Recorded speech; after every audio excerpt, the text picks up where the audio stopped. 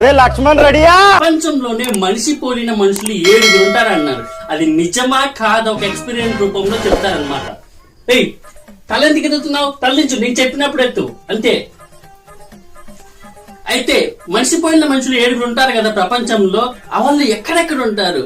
నేను రీసెర్చ్ చేసి నాలాగే ఉన్న ఒక వ్యక్తిని అయితే తీసుకురావడం జరిగింది. అతన్ని కాలిఫోర్నియాలో నుంచి నేను తీసుకురావడం జరిగింది. ఇతను ఇప్పుడు ఎత్తు తలకాయ ఎత్త ఉన్నప్పుడు ముందే ఎత్తుతుంటావు. అదిగో ఇతను అచ్చం నాలాగే ఉన్నాడు. ఇతను ఫేకా రీలా అనేది మీకు డౌట్ రావచ్చు.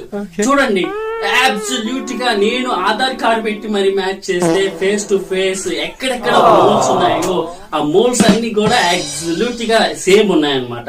మొత్తం ఐడెంటిఫై చేసి అతన్ని మీ ముందుకు తీసుకురావడం జరిగింది.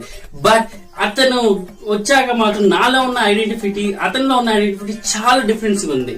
చెప్పొచ్చు కదా, అవును ప్రపంచంలో మనిషి పోయిన మనిషి 7 ఉంటారు, కానీ అందులో చాలా డిఫరెన్స్ ఉంటుంది. దమ్మునోడు ఉంటాడు, దమ్ము లేనోడు ఉంటాడు, స్మార్ట్ అయిన ఉంటాడు, అన్స్మార్ట్ అయిన ఉంటాడు, కానీ ఒరిజినల్ మాత్రం ఒక్కడే ఉంటాడు. అది నేనే. వాడు డూప్లికేట్ వాడు నమ్మకండి. ఇంగాపు అది విన్నారు కదా.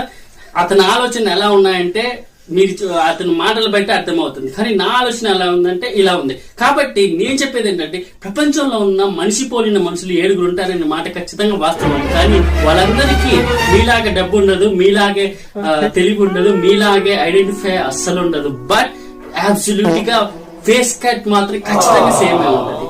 ఒకసారి హాయ్ చెప్పు, థ్యాంక్స్ చెప్దాం. చెప్పు. Okay, bye bye. Will see you next video. అతనికి పూర్తి వీడియో వేరొక వీడియోలో పెడతాను.